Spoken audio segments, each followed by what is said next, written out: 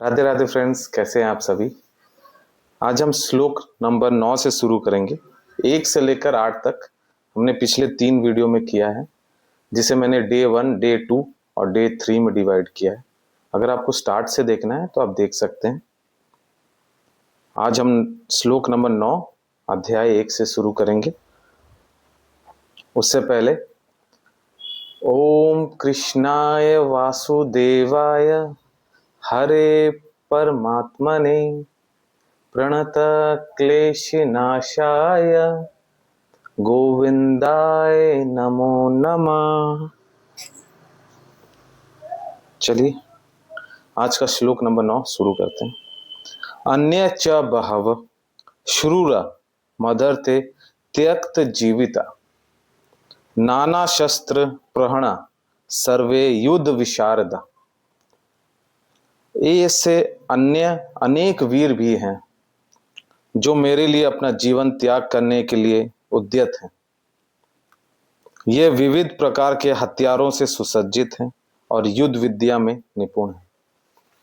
यहाँ पर दुर्योधन द्रोणाचार्य को बता रहा है कि ऐसे भी बहुत सारे वीर हैं जो उनकी ओर से लड़ रहे हैं, जो उनके लिए मतलब कौरवों के लिए जान देने के लिए भी राजी हैं। अब तात्पर्य पे चलते हैं, इस चीज का क्या तात्पर्य है। जहां तक अन्यों का यथा जयद्रथ, कृतवर्मा तथा शल्य का संबंध है, वे सब दुर्योधन के लिए अपने प्राणों की आहुति देने के लिए तैयार रहते हैं। दूसरे शब्दों में यह पूर्व निश्चित है कि वे अब पापी दुर्योधन के दल में सम्मिलित होने के कारण कुरुक्षेत्र के युद्ध में मारे जाएंगे। निस्संदेह अपने मित्रों को संयुक्त शक्ति के कारण दुर्योधन अपनी विजय के प्रति आश्वस्त था।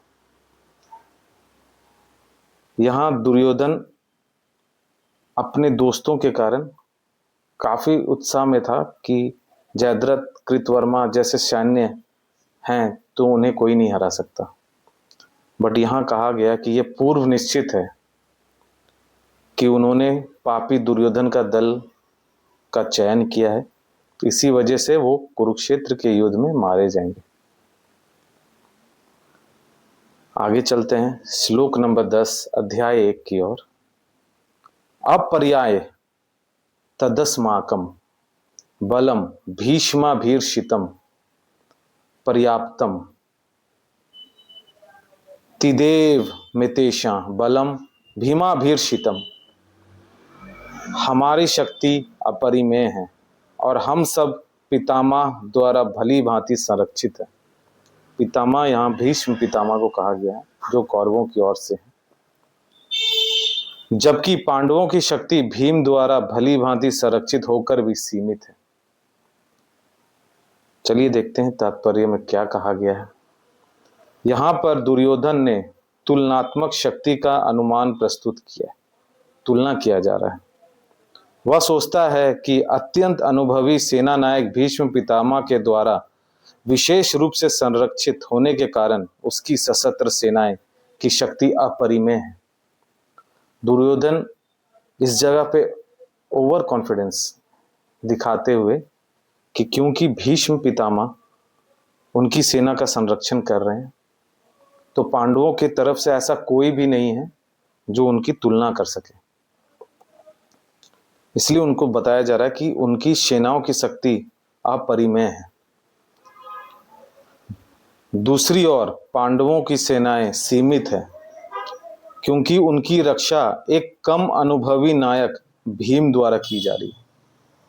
दुर्योधन को पता था कि उनका पांडवों की ओर से नायक भीम जो हैं वो संरक्षित कर रहे हैं। इसलिए यहां पर वो कह रहा है कि भीष्म की तुलना में नगण्य है। दुर्योधन सदैव भीम से ईर्ष्या करता था, क्योंकि वह जानता था यदि उसकी मृत्यु कभी भी हुई तो वो भीम के द्वारा ही होगी। दुर्योधन को पता था, इसलिए वो हमेशा ईर्ष्या करता था। वो हमेशा चाहता था कि भीम हारे, क्योंकि उसको पता था कि अगर भीम नहीं हारेगा तो वो ही है जो उसकी मृत्यु का कारण बनेगा, किंतु साथ ही उसे दृढ़ विश्वास था कि भीष्म की उपस्थिति में उसकी विजय निश्चित है, क्योंकि भीष्म कहीं अधिक उत्कृष्ट सेनापति है। यहाँ पर भीष्म पितामह और भीम की तुलना की जा रही है। दुर्योधन का कहना है कि भीष्म पितामह कहीं अधिक उत्कृष्ट सेनापति हैं, वह युद्ध में विजयी होगा, यह उसका दृढ़ निश्चय था। यहाँ पर श्लोक नंबर 10 अध्याय 1 समाप्त होता है। आपको ये वीडियो कैसा लगा कृपया कमेंट करके बताएं। अगर आपको अच्छा लगे तो लाइक करें और इस वीडियो को सभी सनातन भाइयों पे शेयर करें, ताकि वो भी गीता के श्लोक अध्याय पढ़ें और समझें कि क्या है इसका अर्थ, तात्पर्य, श्लोक, सभी से कुछ न कुछ सीखने को मिलेगा। चलिए आज के लिए इतने ही। राधे राधे।